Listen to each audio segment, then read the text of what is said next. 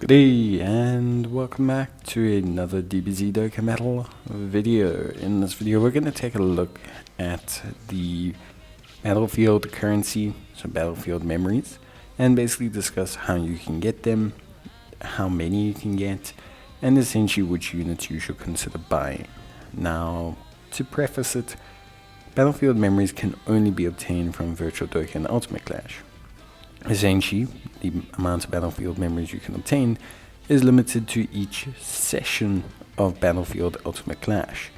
So, for example, if we do a session of Battlefield and we get all of the Ultimate Clash currency that's available, we can obtain at any given time roughly around 240,000, depending on how many days the battlefield is up, which is not a lot. It's not a lot at all when you consider everything involved. It's barely enough to buy some of the units. So definitely is something you need to start doing and start building up in, because obviously there's a lot of rewards to get with battlefield currency, and for those of you who start now, you still have a very long way to catch up, which is going to be a bit of a grind. Now, you get the battlefield currency by completing each and every single stage of the Ultimate Clash. So for example, clearing stage 1 will give you 10,000 for the first time you clear, stage 2 15,000, etc. In total you get around 212,000 from the Battlefield Ultimate Clash, 40,000 of it coming from the final fight against Broly. They do update this, and they are looking at updating the amount, which I think is pretty good, because they definitely need to. But yeah, it's definitely something that's super important to factor in when you're assessing all of these things. So from time to time they will update the amounts, like every I think 10 or so. So obviously that's pretty good. Now, obviously the real question is, who should you buy and who should you spend your battlefield currency on?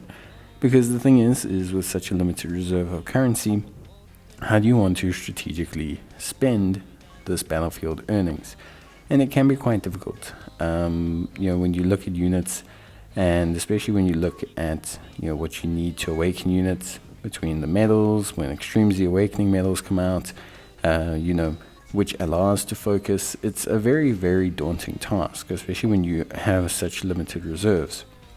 So what we're going to do is we're going to start right at the bottom, and we are going to basically go through what you should and shouldn't buy.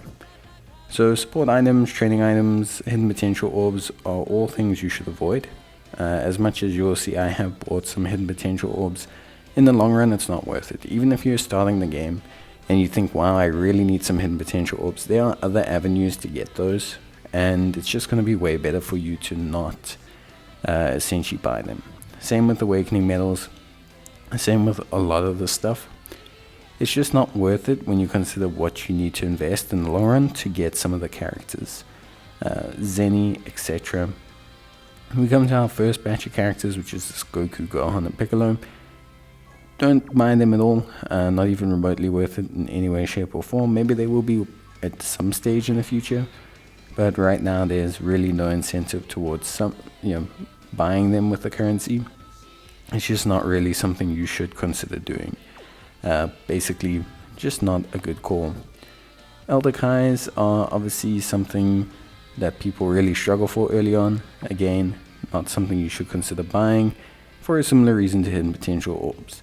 And the stamina, although super duper helpful for kind of mid to late game players, I have so much stamina now that I barely use all of it half the time anyway, even though I try my best. So unless you're absolutely devoted to link leveling like a YouTuber, then it's pointless.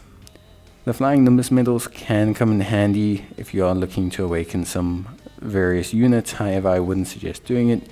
And obviously the Ultimate Clash medals will depend on what unit you purchase, with them predominantly being used for all of the SSRs, but most importantly for the physical Captain Ginyu. The physical Majin Vegeta and the strength Super Saiyan 2 Goku are both units you shouldn't buy. They are not entirely worth it. And then we start to finally talk about the LR units. Now it's important to understand that for example, Physical Captain Ginyu and Tech Captain Ginyu are both excellent LRs. However, they do have a steep cost. We are talking in the millions in terms of Ultimate Clash currency. It is not a cheap endeavor to get them. So as much as I recommend getting them, if you're talking about instant impact, they're not going to do much. Both are not great, the Tech and the physical one, without basically being Extremely Awakened. And their Extremely Awakening medals essentially cost you around 700k, and they themselves cost you around like essentially a couple 100k as well. So you're looking at over $1 million for each, which is worth it if you are someone who's looking to run the Ginyu Force team. But remember, they age constantly as the meta constantly evolves. I would already say that even with the power of a really, really awesome Ginyu Force team and all Rainbow, they are starting to struggle in super endgame content. However, they are still useful. Then we talk about kind of the more side units, looking at Krillin, looking at Android 18. These guys are interesting pickups, but not really something I would consider. Again, just value proposition is not high with them. The Metal Cooler and the Tech Oob Teen, definitely something to consider. I think Oob is probably the one I would consider less out of the two of them. Metal Cooler has a lot of viability due to the fact that he is an extreme class lead and he does resonate quite well with extreme teams, whereas Oob is harder to integrate. Babidi and Deborah and Omega Shenron, or the Shadow Dragon's Legion, are both units that you'll probably have seen me use a lot, and I have used them essentially in Ultimate Clash. And then finally, obviously, we have Hachiak and Mecha Frieza and King Cold. Mecha Frieza and King Cold, I just don't find that great in any way, shape, or form. And then Hachiak, I have only just recently started experimenting with, but he also seems quite limited.